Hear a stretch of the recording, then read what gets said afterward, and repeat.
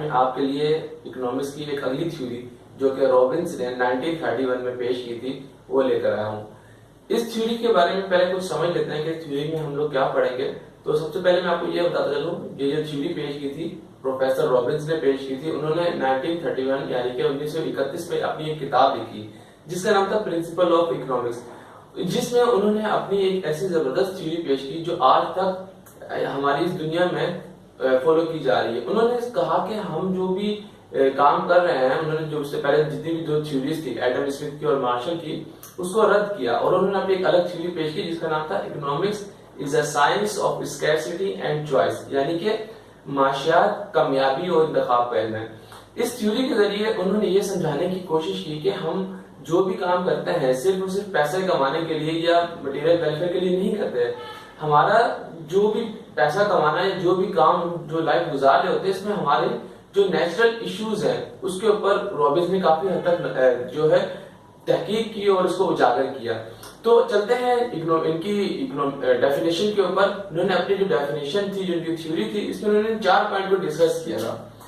ان کے 4 پوائنٹ میں سے جو سب سے پہلا پوائنٹ ہے، انہوں نے کہا کہ وانٹس آر انلمیٹڈ، یعنی کہ ہماری جو خواہشات ہیں، انسان جب سے پیدا ہوا ہے اور مرتے دم تک اس کی کوئی نہ کوئی خواہشات چلتی رہتی ہیں. آپ اپنے پر بھی یہ اپلائی کر سکتے ہیں کہ جیسے ہی جب آپ بچپن میں تھے تو آپ کی خواہشات کچھ اور تھیں، آج کچھ اور ہیں، آج سے 10 سال بعد کچھ اور ہوں گی، اور جب آپ بڑھاپے میں ہوں گے تو آپ کی خواہشات کچھ اور ہوں گی. یعنی کہ کہنے کا مطلب یہ تھا، رابنس نے اپنی تھیوری کے ذریعے یہ سمجھانے کی کوشش کی کہ انسانی خواہشات لامحدود ہیں. یعنی کہ اگر آپ کی ایک خواہش پوری ہو جاتی ہے تو اس کے ویری نیکسٹ ٹائم آپ کی اگلی خواہش جنم لیتی ہے. سے فار ایگزامپل آپ یہ سمجھ لیں کہ اگر آپ کو بھوک لگی ہوئی ہے تو آپ کی جو سب سے پہلی خواہش ہوگی وہ ظاہر سی بات ہے کچھ نہ کچھ کھانا ہوگا. لیکن جیسے ہی آپ کھانا کھائیں گے اور آپ کا پیٹ فل ہو جائے گا تو اس کے بعد کوئی اگلی خواہش جنم لے گی. فار ایگزامپل آپ کی اگلی خواہش تھی کہ آپ اسپورٹس ایکٹیویٹیز کریں، کھیلنے چلے جائیں، تو کھیلنے چلے گئے، اس کو جب کھیل کر آئے تو ضروری نہیں کہ آپ کی وہ خواہشات اب ختم ہو گئی، کل کے دن پھر کوئی اور خواہش ہوگی، پرسوں کچھ اور خواہش ہوگی. اسی طرح انہوں نے کہا کہ ہر شخص کی خواہشات بہت زیادہ ہوتی ہیں. یہی وجہ ہے کہ انسان کی خواہشات صرف اور صرف قبر کی مٹی ہی پوری کر سکتی ہے، کیونکہ انسان پہلے دن سے لے کر آخر تک کوئی نہ کوئی خواہشات وہ حاصل کرنے کے چکروں میں لگا رہتا ہے. یہ تھا ان کی تھیوری کا پہلا پوائنٹ. ان کی تھیوری کا دوسرا پوائنٹ تھا مینز آر انلمیٹڈ، یعنی کہ ہمارے پاس اپنی خواہشات کو پورا کرنے کے لیے جو ریسورسز ہوتے ہیں، ریسورسز میں ہمارے پاس جو پیسے ہیں، جو ریکوائرڈ منی ہے، وہ بہت کم ہوتی ہے.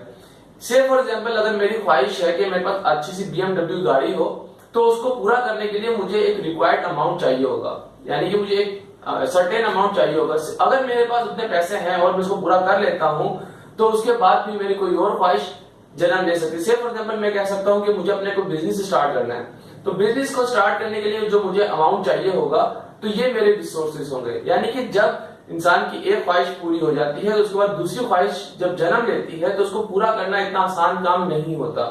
اسی لیے یہ تھیوری ہر شخص کے اوپر، کوئی غریب ہو امیر ہو، ہر کسی کی خواہشات کے مطابق اس کے اوپر اپلائی کی جاتی ہے، اور ہر شخص اپنے دائرے میں رہتے ہوئے یہ چیز سوچتے کہ میرے پاس اس خواہش کو پورا کرنے کے لیے پیسے کم ہیں. یہی وجہ ہے کہ انہوں نے اپنی جو تھیوری تھی اس کا تیسرے پوائنٹ میں یہ ڈسکس کیا کہ wants are not equally important. ان کے کہنے کا مطلب یہ تھا کہ ہماری جو خواہشات ہوتی ہیں وہ کبھی بھی ایک سی نہیں رہتی. یعنی کہ آج میری خواہش کچھ اور ہے، کل کچھ اور ہوگی، پرسوں کچھ اور ہوگی. جس طرح میں نے آپ سے پہلے ڈسکس کیا کہ انسان کی خواہش بچپن سے لے کے بڑھاپے تک چینج ہوتی رہتی ہے. یہی وجہ ہے انہوں نے اپنی جو تھیوری ہے اس کے تھرڈ پوائنٹ پہ یہ ڈسکس کیا کہ انسان کی جو خواہشات ہیں وہ کبھی ایک سی نہیں رہتی. سے فار ایگزامپل آج میرا اگر کوئی چکن کھانے کا دل کر رہا ہے تو ضروری نہیں کل میرا چکن کھانے کا ہی دل کر رہا ہوگا، میرا ویجیٹیبل کھانے کا دل کر رہا ہوگا، پرسوں کچھ اور کھانے کا دل کر رہا ہوگا. اسی طرح سے انہوں نے یہ چیز سمجھانے کی کوشش کی کہ انسان کی خواہشات ایک جیسی نہیں رہتی. اور یہ چیز آپ اپنے اوپر اپلائی کر کے بھی دیکھ سکتے ہیں کہ انسان کی خواہش کبھی بھی ایک سی نہیں رہتی. یہی وجہ تھی ان کی یہ تھیوری بہت زیادہ کامیاب ہوئی، کیونکہ انہوں نے ایک نارمل انسان، ایک نیچرل انسان کے اوپر ریسرچ کی اور انہوں نے اپنی تھیوری کی مدد سے یہ چیز پیش کی کہ انسان کے جو مسئلے مسائل ہیں ان کو کس طرح سے پورا کیا جا سکتا ہے اور ان کے بیسک پرابلمز ہیں کیا.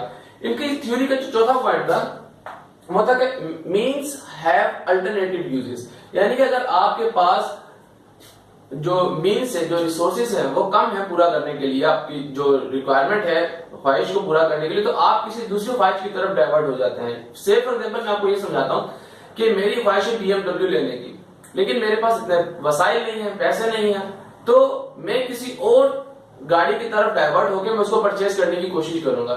کہنے کا مطلب یہ کہ میرے پاس الٹرنیٹو یوزز ہیں.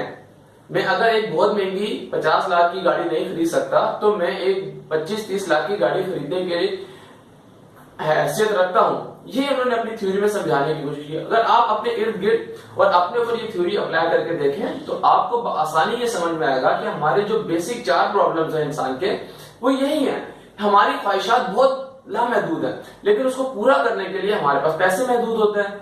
لیکن جب اگر ہم اس خواہش کو پورا کر بھی لیتے ہیں محنت کر کے پیسے کما کے، تو ہمارے پاس ایک دوسری خواہش جنم لیتی ہے.